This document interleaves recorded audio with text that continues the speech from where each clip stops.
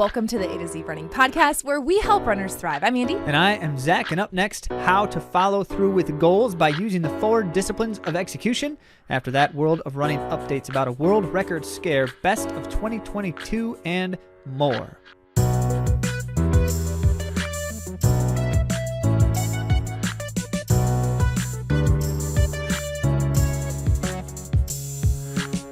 Welcome to a brand new year. And as we know, with new years come new questions. And so make sure you submit those questions before the end of the month when we will answer them on air. We do that every month at the end of the month episode. And you can submit questions by going to AtoZrunning.com/question. Anything on your mind about training, racing, running related stuff, gear, weather, and all of the above. And we were at a race recently that we're going to talk about in our A to Z Runner updates, but that was the New Year's resolution run. Again, love to see you all out at races. So if you do see us, we love to connect with you. They were all there? Everyone was there. No. Wow. There were many that weren't, but my point here is I love to meet you guys in person. So feel free to come up and say hi. I'd love to meet you. Speaking of meeting you, opportunities abound, and one of them is in conjunction with Rivertown Races, upcoming spring 5K, 10K half marathon. So if you're going to be in the West Michigan area at the end of April, remember that we are partnering with Rivertown Races to provide training for the event.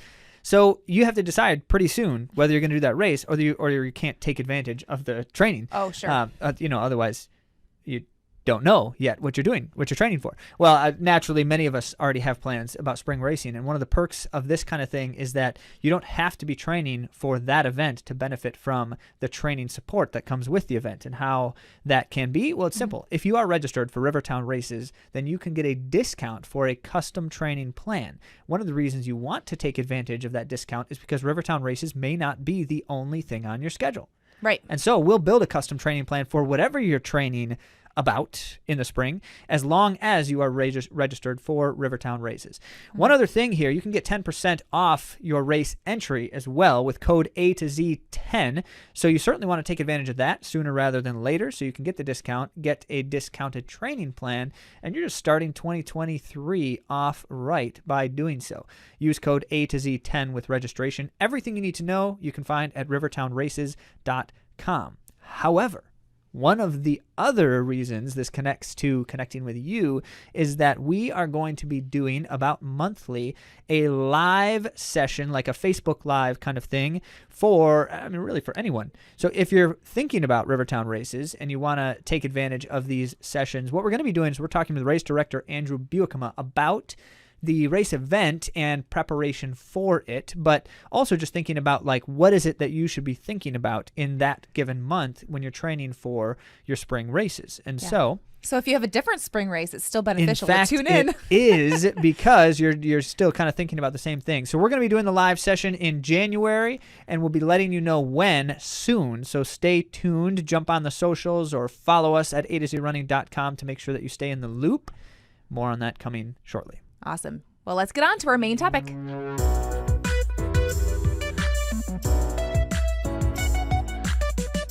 Well, this is going to be an exciting, timely, and a practical discussion because chances are, we say this every year, but that's because it's true every year, chances are you are taking advantage of this new beginning, as Daniel Pink likes to say in the book When.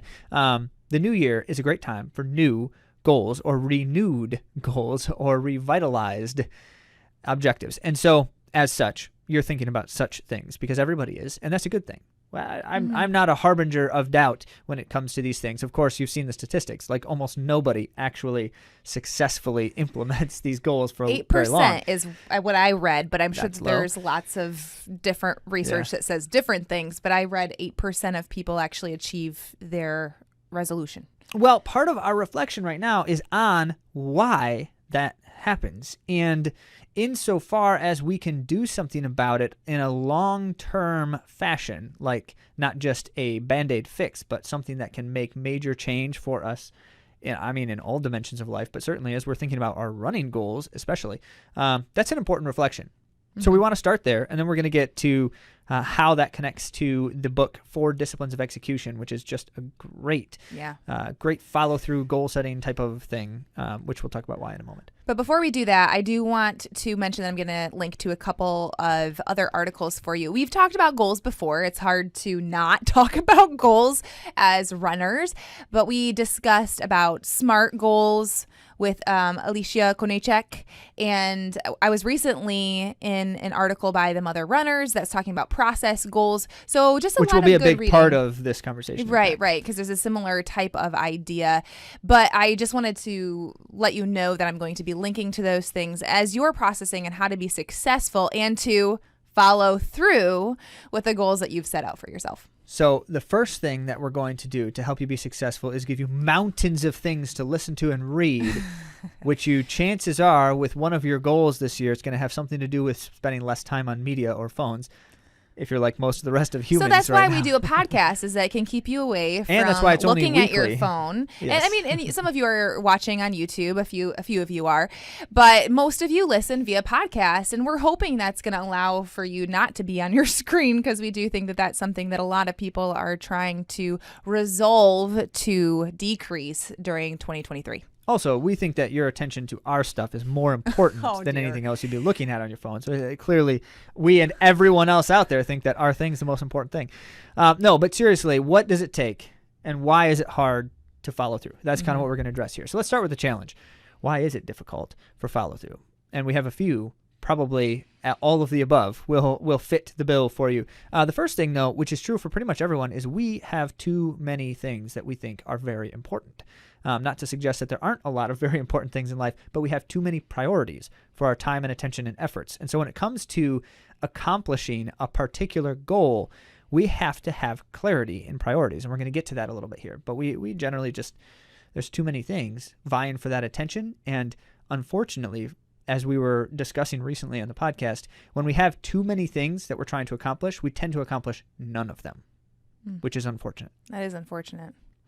I have a lot of distraction in my life, so it might be less of a priority matter and more of I'm distracted from my priorities, running and family and the things that I actually need to get done. I'm just distracted.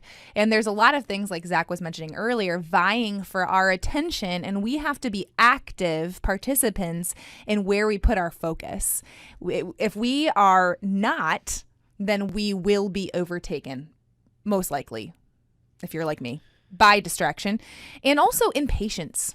I have impatience when it comes to goals and follow through, because I just want to get there as quickly as possible. And as distance runners, a lot of you will know that it takes time. There's no shortcuts to becoming a good distance runner. So impatience can also be an obstacle, at least for me. It has been. Maybe some of you can relate and resonate. Andy also tends to not enjoy things like details. Details, who really wants to know the details? And so as such, the things that come in between the dream and the achievement are kind of like, who really wants to think about that? It's one of those, we start talking, Andy and I will talk about AtoZrunning stuff that we're working on. And I'll start explaining some specific details and she just glazes over. And it's like, okay, I've lost her. How do I find a way to make this sound like an exciting dream-like thing as opposed to nuts and bolts? I am the dreamer and he is the achiever. I'm not interested in your dreams. I'm only interested in what does it take to make that happen. Yeah. So that's why we do this thing together. It works out a little better that way. Does it work? It's something. I think so too. So now, if I may, one other really major challenge I think to follow through is that we tend to forget process and actionable steps, and we focus too much. And this is true for all of us. I call myself a detail person, yet I do this as much as anybody else. We focus too much on the outputs and not enough on the inputs. And so as such, I'm spending all my time thinking about the thing that happens because of the work that I should be doing, as opposed to the work I should be doing to make it happen. Mm-hmm. So we're going to find, over the course of about 20 minutes here, all the solutions to these problems. Isn't that wonderful? Not because of us, but because we like to read. I didn't say we were going to come up with. Oh, I know. I'm just letting people know, because we like to study and discover, and we like to listen to smart people tell us some pretty great stuff. So you may be familiar, because we've mentioned it in a number of contexts, the book 4 Disciplines of Execution. This is a Franklin Covey work, which means it's produced by the organization, and the authors specifically of this one are Jim Huling, Chris McChesney, and Stephen Covey himself, Dr. Covey. And so as they three are part of the Franklin Covey organization, specifically in helping businesses be successful, is the major focus for all three of them. We're talking about these are some of the people who lead stuff all over the world for major organizations. And they list them all in the book, and it's okay, so we're credible, right? So what they do here is they take what I think is the most direct and simple approach to identifying how you can be successful in achieving an objective or a goal. And I haven't read everything that's been written on the topic, so I'm not going to pretend that I know this is the best thing out there on it. But it seems to me that you're not going to find very many other sources of information that give you 4 things that are all very easy to accomplish and can be implemented in any scale. So we're talking they work with, multi-million employee organizations, and they work with individuals who are just trying to improve their life, right? And so these things are effective. Now, that being the case, it's an important question about why can this be something beneficial in the reflection for runners? And I think, as you'll find when I start explaining the different disciplines, that I almost don't even have to express a connection for running. The inference is itself obvious. And that's a good thing, which means that this should be something that's very attainable for all of us as well. Now, that being the case, of course, none of these things are implemented equally, identically for every person. And yet, as I say, this is being as simple as it is, really kind of looks the same for almost everyone, with personality nuances and preferential nuances there aren't even that many of those. So I think that's good. I think this should be something that can help us all. And it's timely. Yeah. As we're thinking about our new goals. And if I can, in a word, suggest that achieving goals as a runner happens to be basically the same kind of thing as achieving goals elsewhere. We just don't seem to try to do it in the same way as achieving goals elsewhere. And so that's why we tend to spend so much of our time and attention talking about these things, is because it doesn't seem to be something that runners naturally do. But when we do, we're more likely to be successful. And I think that as runners, we often will focus on output and crave the outcome and set our focus to that. You can get the outcome. That's the other thing. Well, okay, we'll get into that. Yes, we'll get into that. That's exactly right. Well, okay, let me briefly summarize for you. The 4 disciplines in a phrase are: focus on the wildly important, act on the lead measures, keep a compelling scoreboard, and create a cadence of accountability. Now, because those words don't all make clear sense to all of us, I don't know exactly what you mean by lead measures, for instance, we're going to explain each of the 4, and then we're going to address what that looks like. As I mentioned, the inference gap is low, but we're still going to talk about what that looks like for runners in running context. All right, let's start with the wildly important, because that's where they start, and that's where you should always start. You may know it as the WIG. The WIG, the wildly important goal. And this is a phrase you're going to see all over the place. In many different industries and many different contexts. They all came from the same source. They all wear the wig. Okay, Andy. They all ultimately came from the same source, which is the Covey's work on all this kind of stuff. I don't know that they are the ones who coined the phrase, but they're the ones who applied it as expansively as it's now applied. So the wildly important goal is the thing that's driving what you're after. And then what you do day to day to try to achieve something is focused on achieving that ultimately. But by itself is not super practical. It's a big goal. It's a big dream goal kind of thing in many ways. Also, as a point of clarity, in order for this to be successful, you should never have more than 1 or 2 wigs at a time within a given context. Yeah, I know, Andy. She's gonna struggle. She'll struggle. I'm a visual person, so in my your imagination, goals, I see 2 wigs. Yeah. Your goals here can be context dependent, and so you can have 7 goals because you have 7 different life contexts. Your work, your family, your running, for instance. And I would encourage you, as a matter of fact, to implement these kinds of things in different domains as well. Don't think that this is just going to be something that you use with running, because if you have resolutions or goals in other areas of life, this could in fact be highly beneficial for those too. So we'll consider the broad application here. But what we're doing with a wildly important goal is we're able to better focus now on the most important things. And they discuss in the book that it's kind of like we have finite energy and time, and it always goes too many places. So this is helping us narrow the use of our time and energy. Would you give us some examples of WIG goals? Enjoy running. Okay. So like big picture, broad goals, right? I wanted to ask that because a lot of runners have very specific time goals, and part of the SMART goal format will tell you to have specific goals, but I resist that. I resist the specific. I just resist. It's a layer. Resist a specific time goal. Yeah, it's a layer in the process, but it's not the wildly important goal. So I guess my wildly important goal would be to healthily find my best for this year, whatever it may bring me. Okay, so you jumped the gun a little bit when you asked me to give an example, because there's a formula that helps us come up with, and you kind of just did it, actually. You used the formula without knowing it, well, which is good. I have reviewed this. You do know exactly what we're going to talk about. So the one thing here to remember is that the reason why we're trying to focus on narrowing our focus is because we find that the multitasking fallacy applies with goals as well. When we bounce our attention between not equal goals, we tend to get less of it done altogether than when we focus on like one at a time or one aspect of something at a time. So I'll get to that in more detail here in a minute. But one of the things that I find valuable is just thinking about it as you look at your current situation and you try to identify the area with the most potential for significant impact if it is changed. So you look at your running situation and you say, if I change something, what's the thing that's likely to have the best positive results for me by changing it? So that's where Andy's question of what's an example here. You use the formula. This is from the book. X and Y by Z. So it looks like this and this by this date or time. And that's what Andy said. So I want to be healthy and strong by the end of the year or something like that. So that can include, this is where we get tricky here, that can include a time goal, because you could say, I want to run 3:30 in the marathon by September.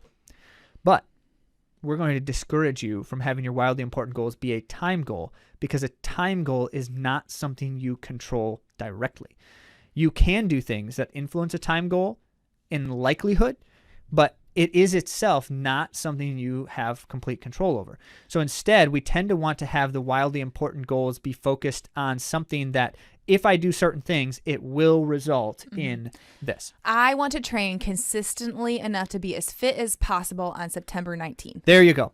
So I want to be in the best shape of possibility is a much better goal than I want to run this time, because you don't know if it's physiologically going to be something you can do in terms of running that time on that day. But because of variables, we know that that's part of the goal, and so we're not going to discount it entirely. As a matter of fact, it's a key piece in the process, and we'll talk about it in a moment. So why is this important then? Ultimately for runners, what we do when we set these wildly important goals is it helps us identify the areas that we can change to make a difference. And that's key, because so many of us think about, like, I want to get faster. But what do I do differently? Do I just run more? We've done an episode do on I how run to faster? Get faster. In fact, we have. And so that's, as a matter of fact, if you go back and listen to that episode, some of the things we're going to talk about here, we even mentioned the concept of lead measures in that episode. So that's going to come up. But we're going to capture it all together in one spot now in this reflection. So you also have to think about, like, what is it that I'm really chasing? Do I really, the thing I want most is to run that one time? Or is it like something a little bit more nuanced than that? Like Andy said, do you want to just be as fit as possible? Or is it like, I want to thrive, because we love that word.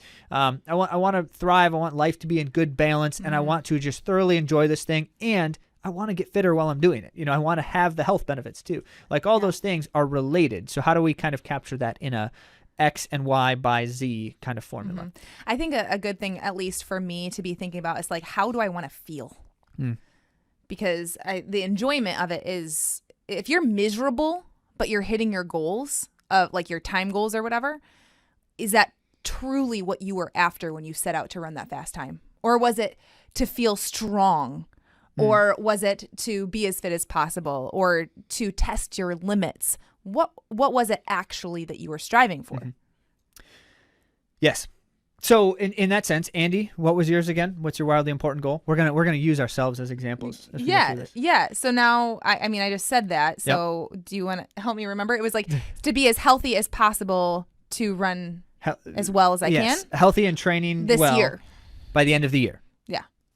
So whatever it takes to stay healthy, but also be as training as well as you can by the end of the year. Yes. Okay. So mine then is to be as competitive as possible by each of the 2 key season benchmarks. I have 2 season benchmarks, so end of May and November.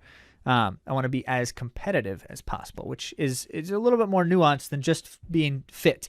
And I'll explain why here when we get into the lead measures. Okay, so now you have a sense of what we kind of do to set the process. Chances are you've already got thoughts about your goals, which is kind of the piece that is the easiest to address. But remember the formula because it is helpful. If you don't have a deadline for your goal, it's almost impossible to achieve it. Remember that. Now, how then do we break it into like actionable stuff? And this is the act on lead measures discipline number 2. So this is where things get a little bit confusing for people, and I'll try to explain it in the simplest terms possible. The concept of lead measures is that we're focusing on things that most directly relate to achieving the goal. And there's 2 different types then of measures. You have lag measures and lead measures, and the difference between them is quite obvious. A lag measure is the things that indicate a goal has been achieved. And so the lag measure is the result of doing things. And it shows you whether or not you're on track. Lag meaning after, so that can help us remember. Yeah. Lag after. A lead measure, which comes before, there we go. The lead measure then is the thing that I'm doing that helps me achieve the results. So it's the thing you do to produce the lag measure, right? So here's the 2 examples. In a business example, a lag measure is like sales numbers. Okay, so how much did we sell? What was our revenue in a given month? That's a lag measure. In a running example, lag measure would be like your finish times in races, or the pace you're running in training. Okay, those are lag measures, the result of the things you're doing. For a lead measure, then, the business example would be like the number of cold calls you make or the number of client interactions or customer interactions. Okay, that's controllable. That's something you can quantify and influence directly by changing your behaviors. And that's in the Mother Runners article. She wrote like doing strength 2 times a week. Yes. That's a lead measure. That's a good example for a running then situation. It's like the amount of time you spend doing something, the volume of training, the balance of types of efforts, or the other things like strength training, stretching, all that kind of stuff.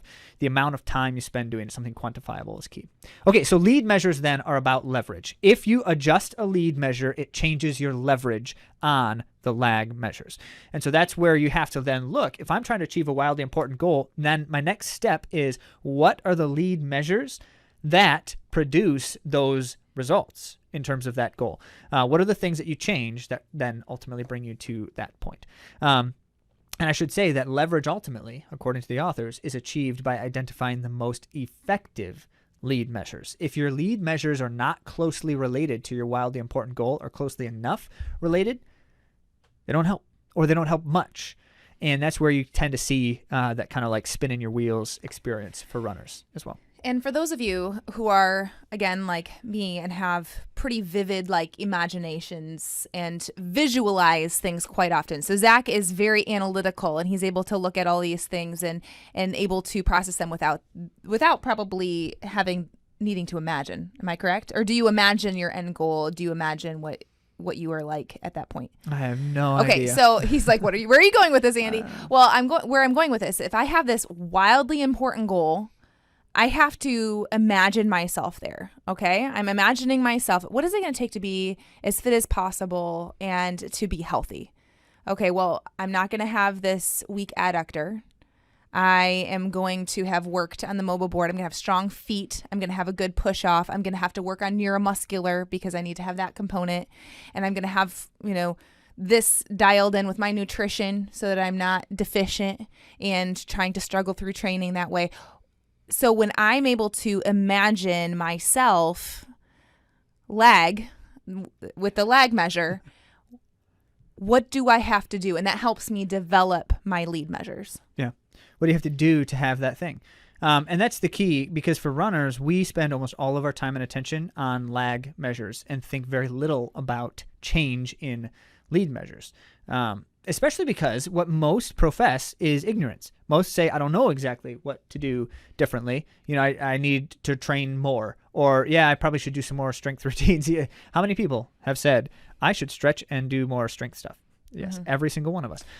So the point being, we spend all our time focused on these outcomes and outputs. And that can include things like paces. And this is why we rail so much against training by pace. Pace is a lag measure. You don't control it. What happens as a result of the things you're doing in your run are paces. And so the thing you're controlling, the thing you're doing is your effort.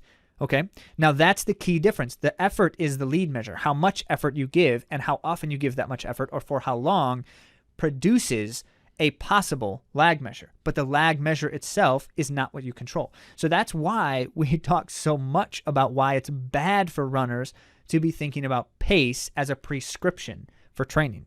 That makes no sense at all. Now, I get why we do it for races, because we have performance goals around times.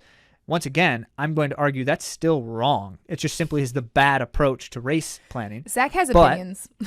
We're going to get to more of it here in a little bit. Yeah. But as it goes, the lead measure is the key. So what is it that you control that produces the desired results? You control things like your amount of effort, but you also control like your running mechanics and some of that kind of stuff. But then you have to back up another step. What do you do to improve those things, right? Okay, so I want to be able to run this ballpark of a time. Let's say you say that. Okay, so then you go back to your lead goals. What is it going to take to achieve that? Well, I want to run faster without trying harder. You got to be stronger then. So you have to be more mechanically sound. I love coming back to that phrase, Larry. Yeah. So I have to be mechanically sound. Like, what are the things that the lead still doesn't have to do with that time? Does that make sense? So so your lead goals, even to achieve an outcome that you might want to name with a time goal, the lead measure is still going to be something like, I want to become efficient enough or strong enough, or I want to have the aerobic capacity, which you need all of those things I just mentioned, in order to have this even be a possibility for me. Yeah, we'll talk in a minute too about, when we talk about the scoreboard here, which is discipline 3, about what it takes to find out if the things you're doing are producing your desired results and how you do that. That's going to be key. But as Andy says, this is the thing that we have to do to focus our attention. So we don't spend nearly enough time focusing on lead measures, developing lead measures in terms of inputs. And we don't spend nearly enough time quantifying them in a precise manner. And so that's where it's like, I should do more stretching. Well, how much stretching are you doing right now? 0? Okay, so 5 minutes a day is more. Right? Or 2 minutes a day is more. So then we start to, we'll get into this more here in just a moment. But that's where now for my lead measures, I have to identify those things, and then I have to be able to quantify them in a measurable capacity so that I actually know I'm achieving or doing the lead measures. So, Andy, your wildly important goal is this being healthy and training consistently by the end of the year. So what are the lead measures that are what are some of them that are going to produce that? Yeah, doing my PT on the regular. What's that mean, on the regular? Just like every so often? Like when you feel like it? Every day before I go to bed, every night, which I've been trying to do in the morning, so I need to dial this in a little bit better. So you're getting a workshop here, Andy's folks. lead measures. Okay, so her PT exercises, that's a good example. Okay, I'm not going to make you list every single lead measure right now. The other one that I would say would be in tune enough with my body and not too stubborn to be able to evaluate my current condition to know what the next best step is. That sounds more like a wildly important goal than a lead measure. What is it that you're doing to help yourself be in tune? Take daily inventory. So that means me actually writing down a sentence per day. Training log, yeah. But more than just having it on Strava, actually having like a sentence that I write on how I am doing and having that conversation with myself, because I can very easily, I'm an optimist by nature. And so I can very easily convince myself that I'm doing great, like that my body feels fine and that I can endure it. And then by the end of a few weeks of overdoing it and having like a nagging issue that I keep writing off, then I end up not being able to train consistently and healthily, which is my main goal. Okay. Good. All right. So those are some good examples of lead measures. So with the logging thing, she's giving you a specific quantity. She's going to do this thing every day. But how is it that logging helps produce? Well, the point is she's trying to evaluate every day the efforts that she's giving and whether they're accurate and appropriate for the things she's trying to achieve. So it's actually a two-part thing. She needs to log it, but she also needs to attend to the amount of effort she's giving in workouts as well. Okay, so there's more that could be discussed there in terms of trying to figure out what this looks like. But for my own part, simply put, for competitive purposes, I do need to stay healthy. I do need to be I need to be able to train as rigorously as possible in certain key moments in time. And the times when I'm always getting hurt are the times when the training is more aggressive.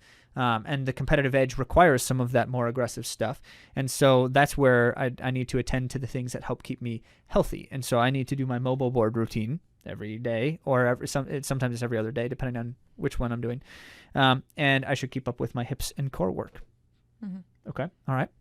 And that's good. I can give you my exact times of how much time I'm doing them every day. He has it in his I have it all written out. Schedule. So that's there. Okay. That's a good example. These are some lead measures. And now we get into discipline 3. And discipline 3 is where we start to figure out then how these two connect, league and lag measures, to then help direct us toward our important goal.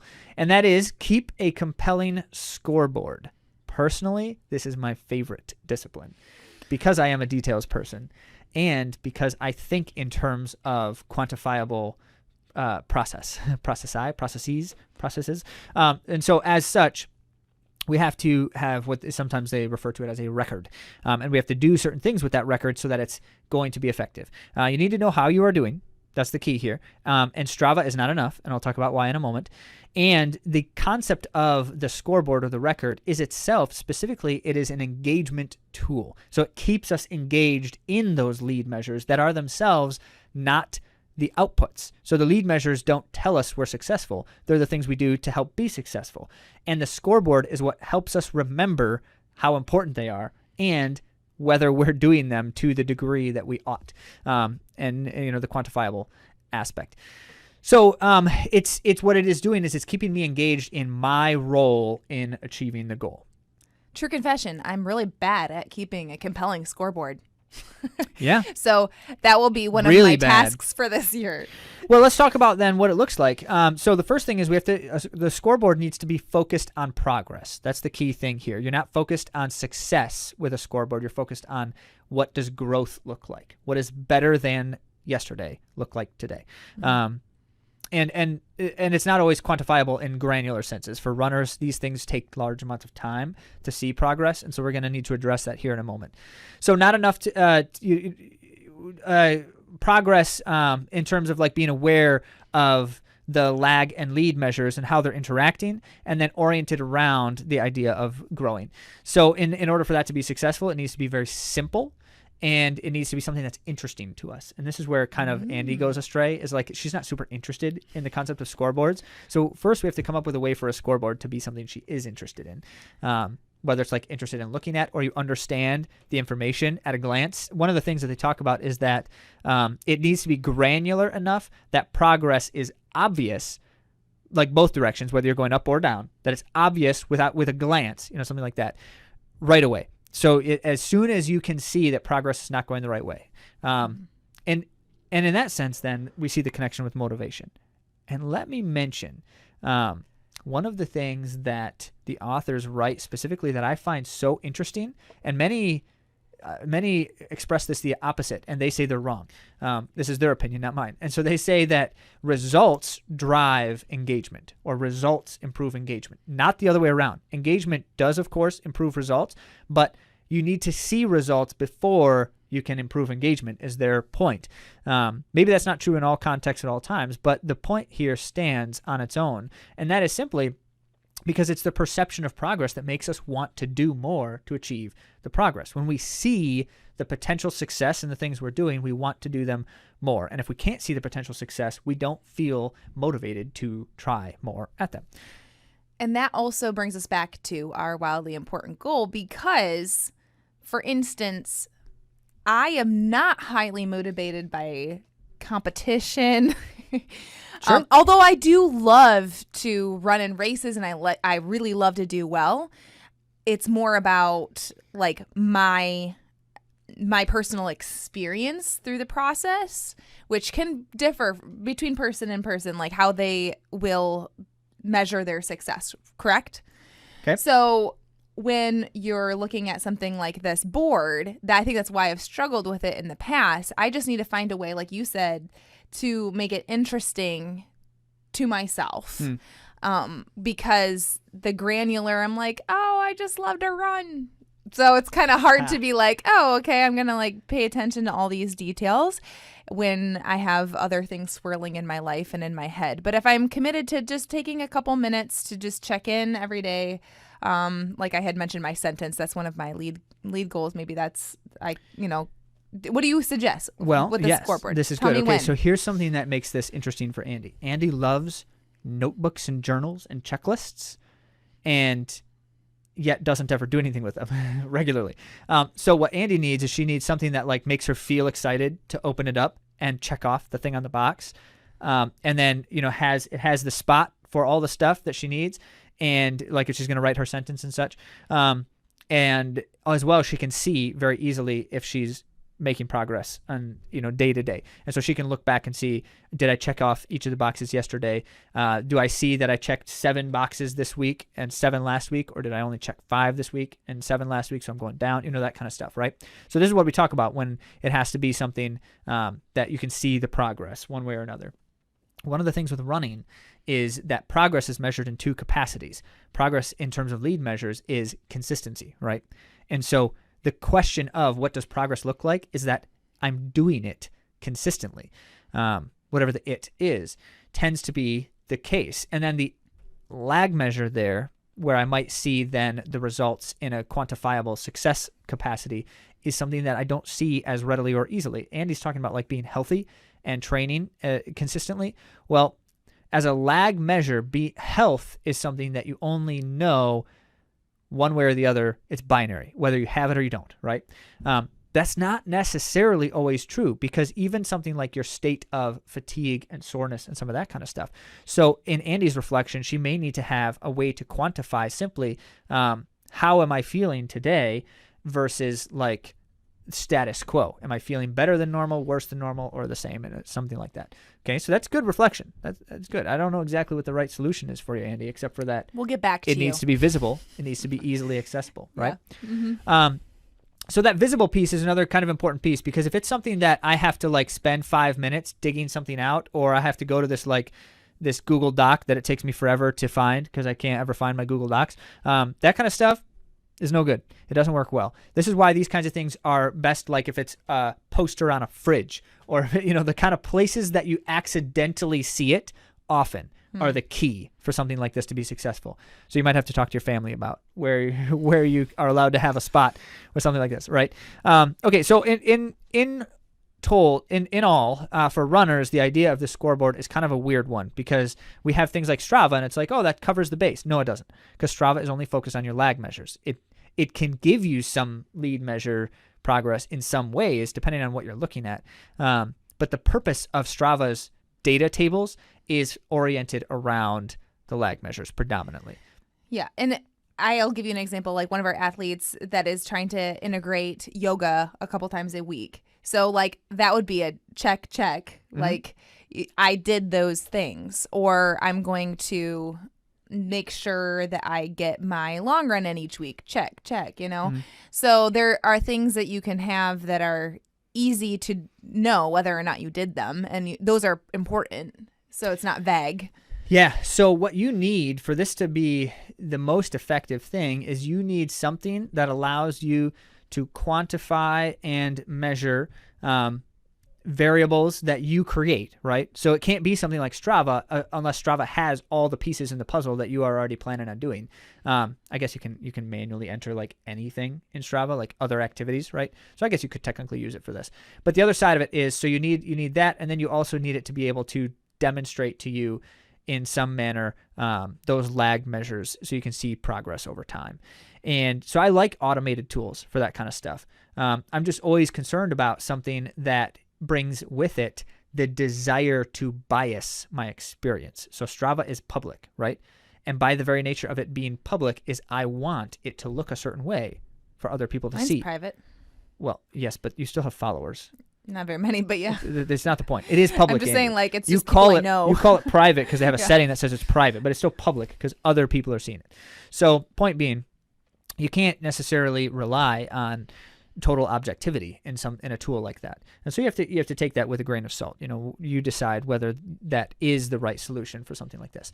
But the point is your scoreboard needs to be something that you can see and manipulate with ease, that you are excited about and interested in, that helps you engage with what you're trying to accomplish. Okay, so I know you said not to combine some of the lead measures, but what if like I have a goal with my enjoyment of running to run with people twice a week and also deepen my relationships with others? Why is that combining lead measures? Because you said that like to keep it in a category, like relational, family, Oh, no, job, no. whatever. I just say that you can separate them. Oh. But the idea of deepening your relationships with others is more like a wildly important goal. Right. Right. And so, yes, you can help achieve that goal by doing running related Like things. making sure I like have it be a Arguably, goal to run it's with even better. two friends a week. Sure. Okay. Just Yep. ideas.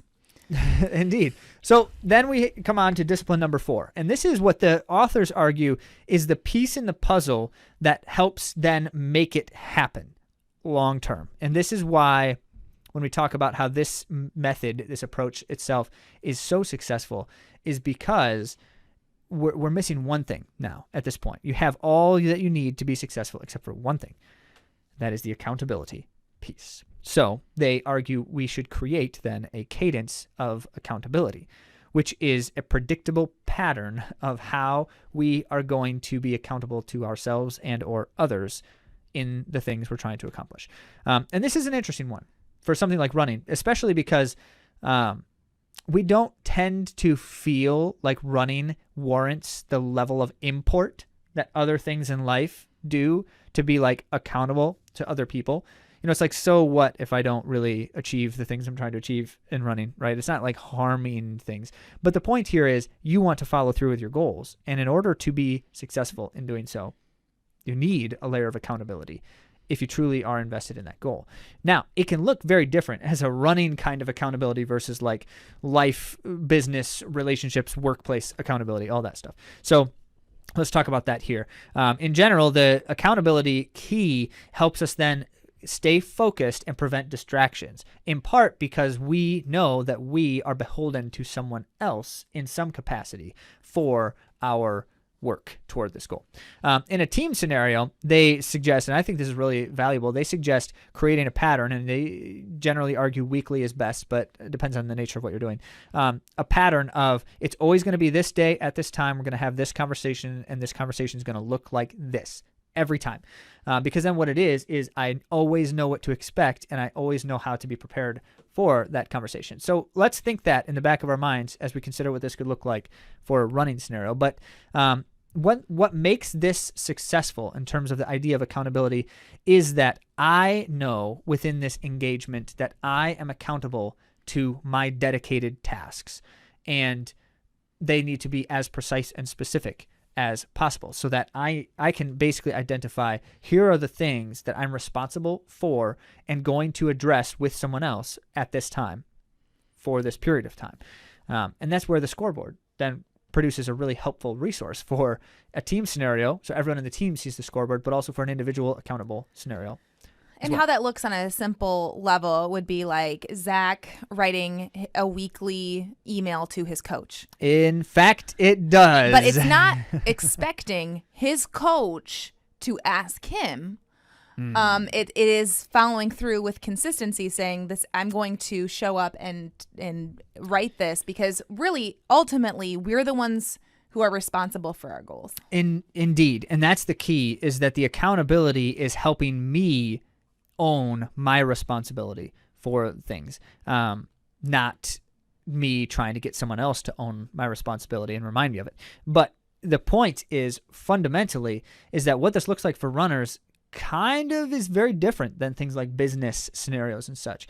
And we would argue one of two situations depending on what's going on for you. If you have a running coach, then you and your running coach should establish a cadence of accountability. If you are one of our athletes and you're listening right now, expect an email from us very soon encouraging an adjustment to how we're addressing this concept, because we have been thinking through it between the two of us and how we want to better support our athletes in this coming year. And that, in fact, is one of the pieces in the puzzle for us. But it's also for all of us as we think about what does this look like.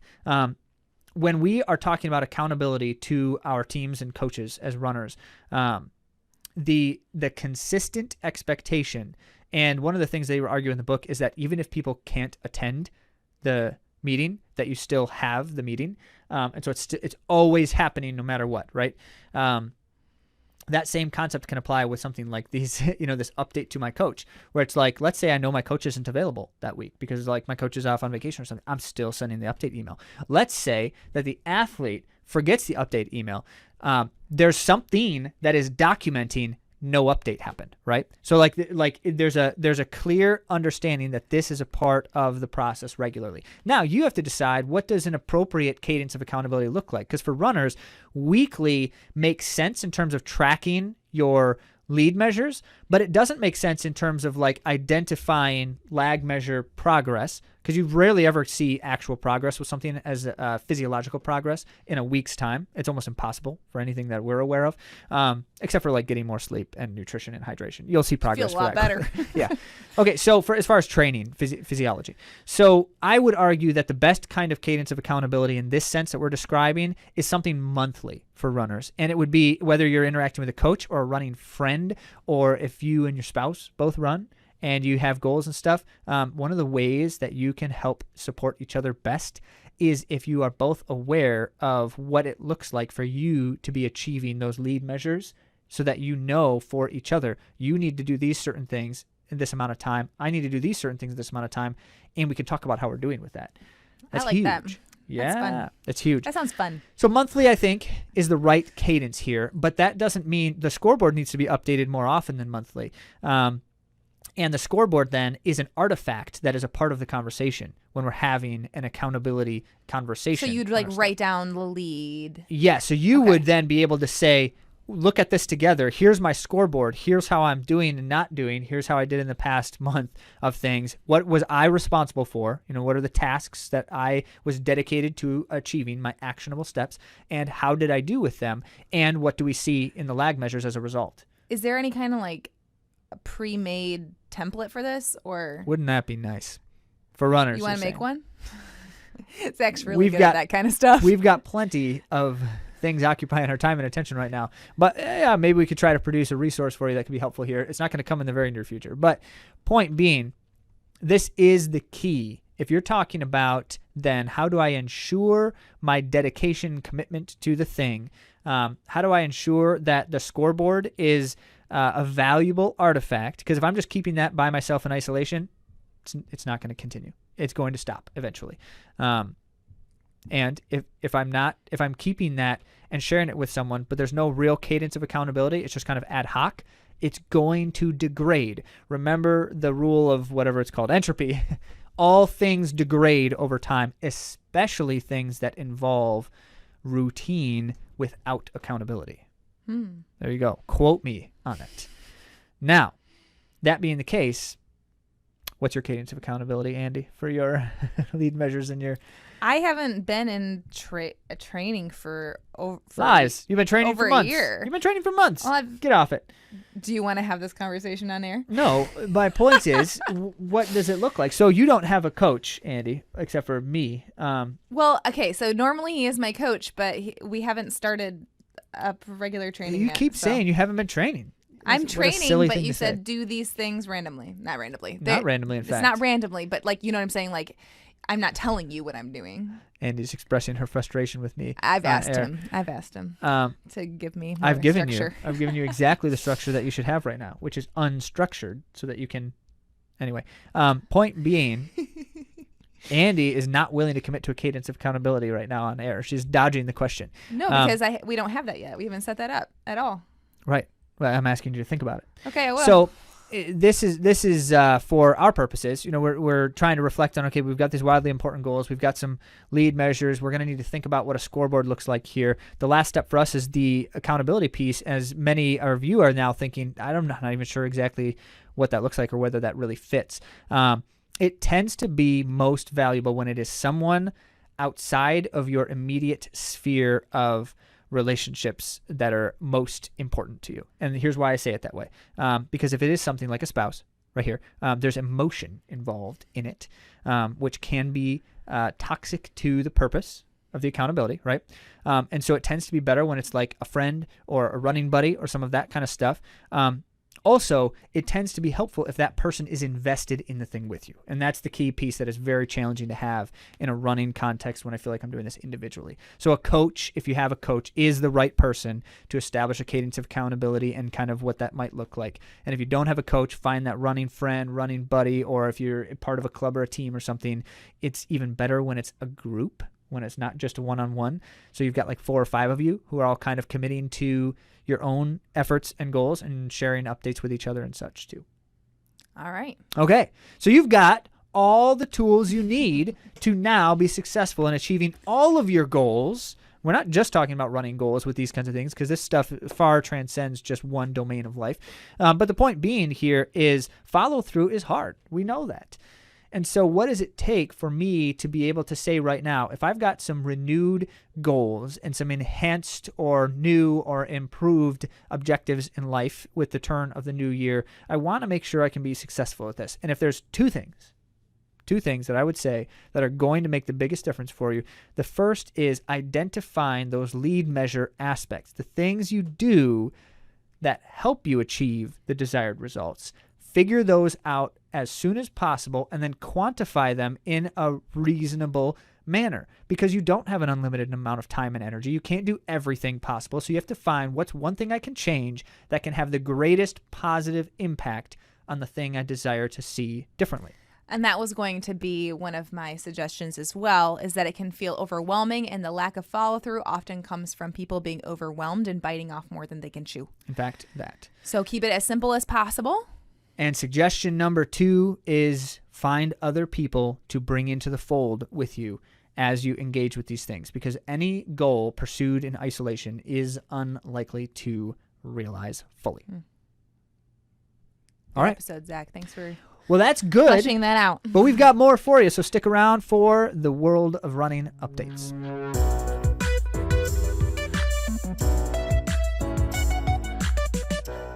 Well, it was an exciting turn of the new year, for us at least, in the AtoZrunning group, because we had a lot of runners running resolution run races, and it was fun stuff. It was so awesome. It was awesome, in part because we were there and got to actually see you in person, which is always the best way to do it.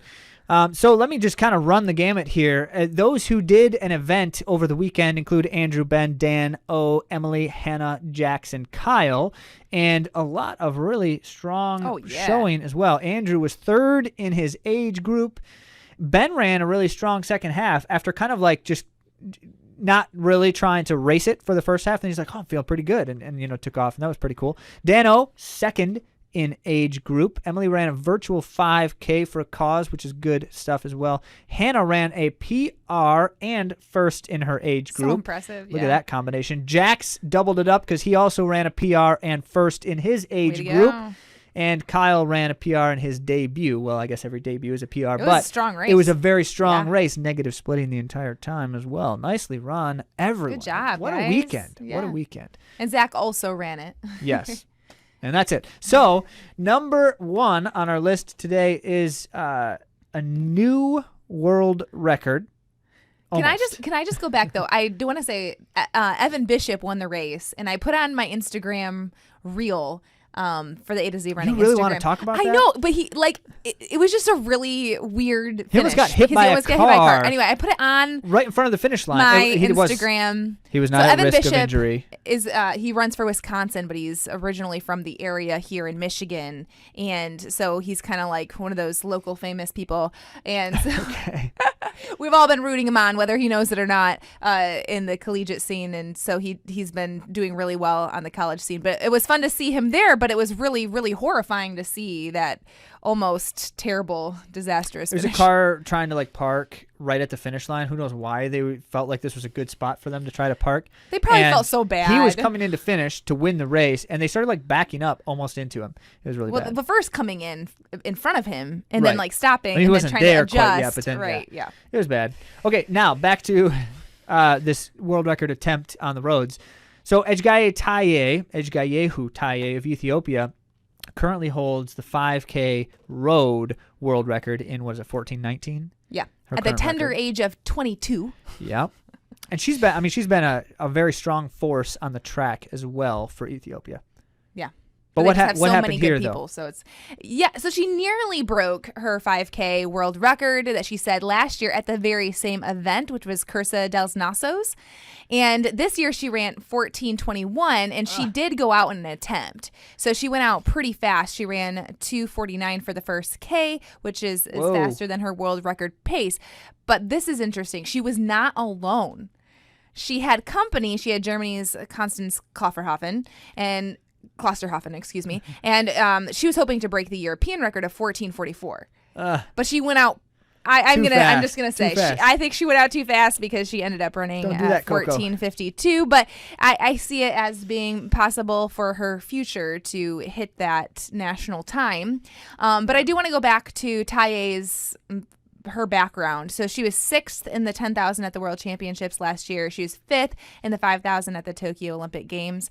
Why do we want to tell you this? Because it makes the international track and field scene more exciting for you when you know the players. And she is definitely a player, owning the 5K world record and being in great fitness as well, as we can see from this repeat fast time in the 5K. Her personal best 5K time on the track is 14:12. Yeah. Which she set on U.S. soil. I believe that's the fastest 5K time on U.S. soil, too. I can't remember if that was the stat. I did not know that It stat. definitely is the fastest 5K time on U.S. soil. I just can't remember if they claimed that at the time. But it was at the Eugene the Diamond League Yes. Championship. Mm-hmm.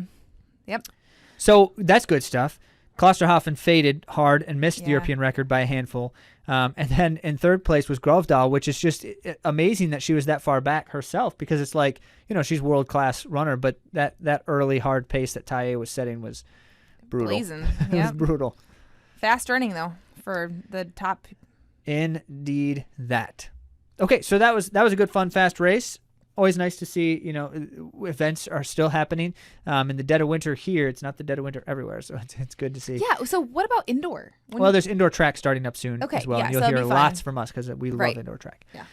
Now, the next thing here, we wanted to do a quick reflection. This is a Let's Run article that I always find to be fun, which is just kind of like what are the best moments of 2022, which we completely disagree with Let's Run as far as like their list being comprehensive, but they probably don't it's a good claim starting it to be spot. anyway. It's a good starting spot, but we have others that we were like, why isn't this on the list? But Yeah, there are so- so many good things that happened this year, to their credit. We linked to their list. You can find in the article that we're posting at AtoZrunning.com, but we're just going to share our highlights, which are mostly from their list, or at least were on their list. I But mean, half of them. yeah, Only half. Most. Okay, not even mostly. Well, no, that's more than half. Okay, so for my top 3 from 2022, number 1 for sure, hands down for me, is Grant Fisher's track season. It's a whole track season because he set 4 American records, 1 indoor, 3 outdoor. I believe.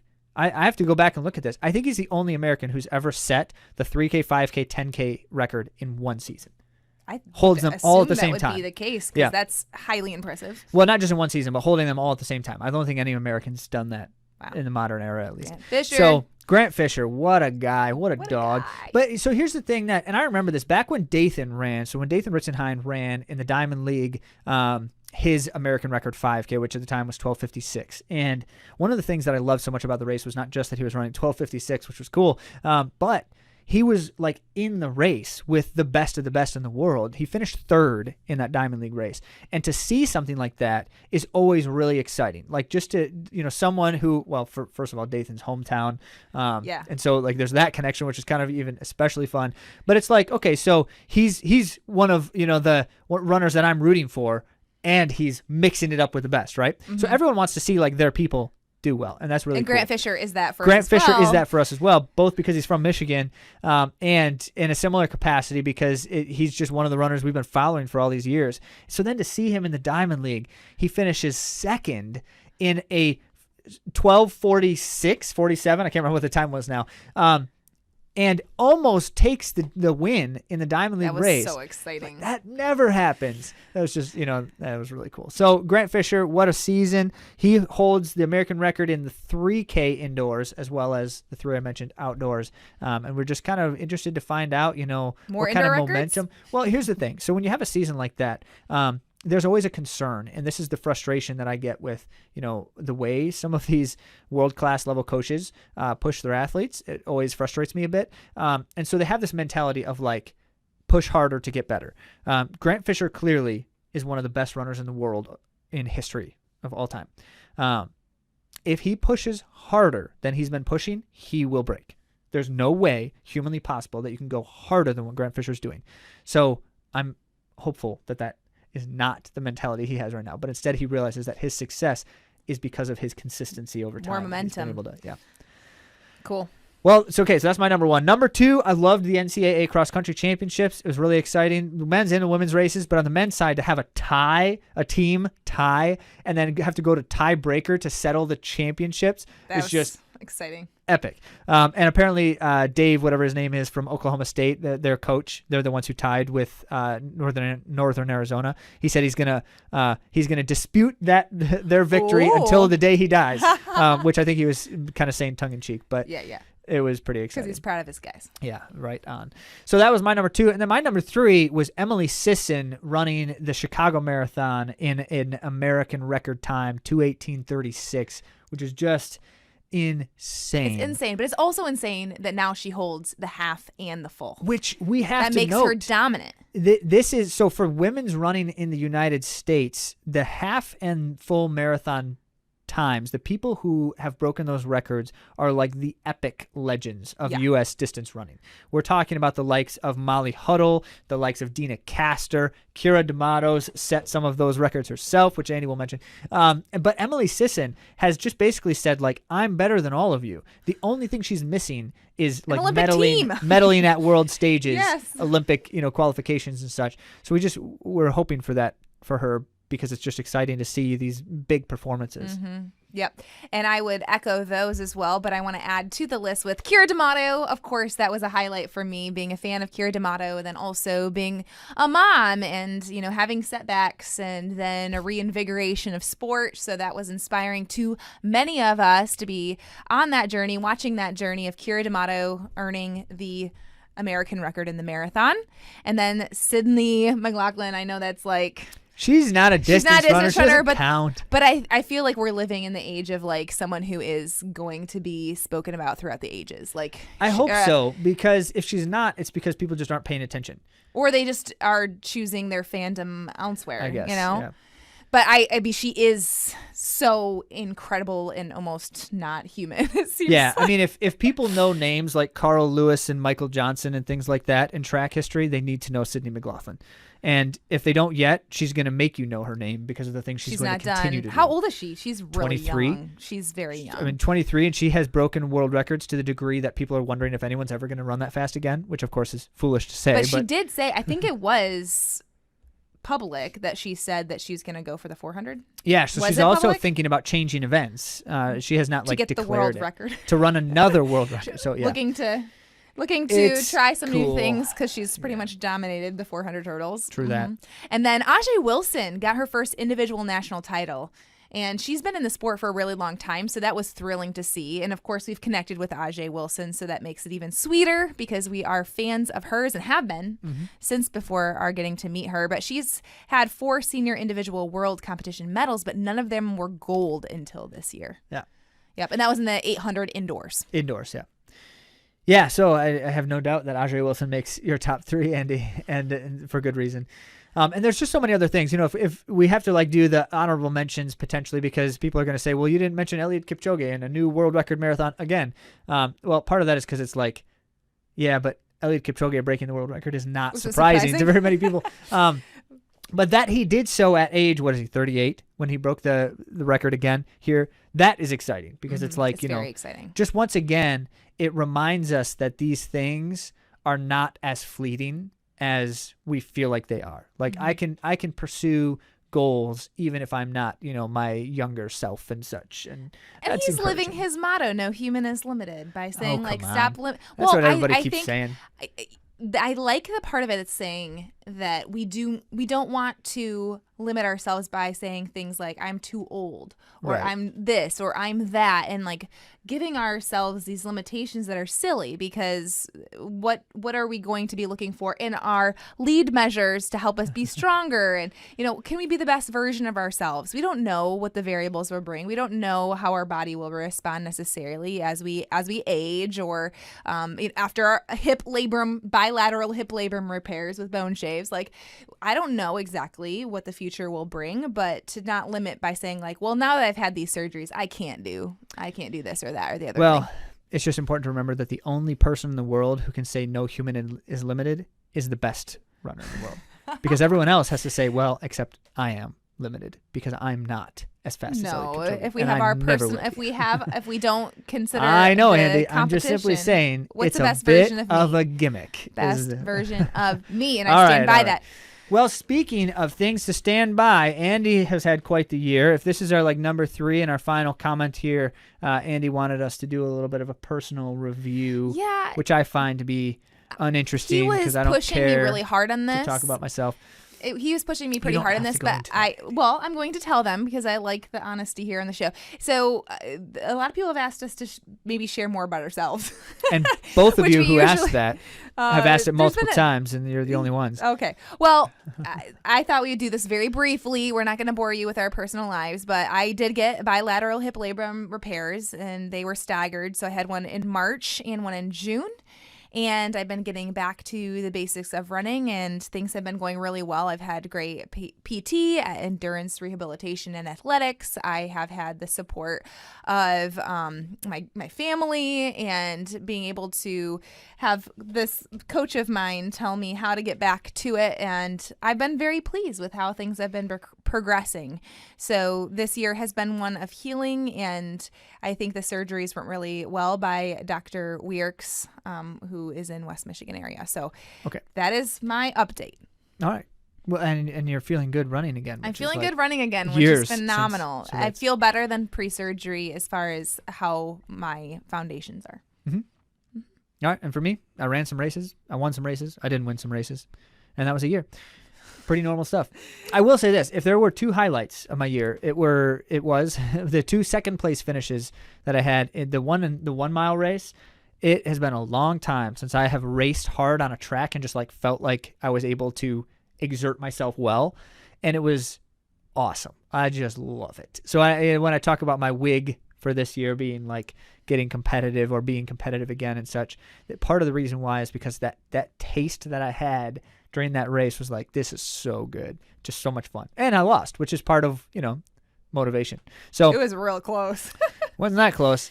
If you ask the other guy, he's like, I was taking it easy. I don't know if that's true. But and then the other second place finish, because I got to race with Nate Martin again. It's been a long time since I've been running with him, mainly because he just crushes me abominably every time we race together. But this time he was taking it easy, so I got to race with him, and it was fun. And that was the 10-mile bridge run in Yeah, Grand Rapids. that one. And Zach, he also won the Bayshore Marathon. I said I won some races. Yeah. All right, so that's good. But what's even better is that we're now coming to an end, and you don't have to listen to our voices for too much longer.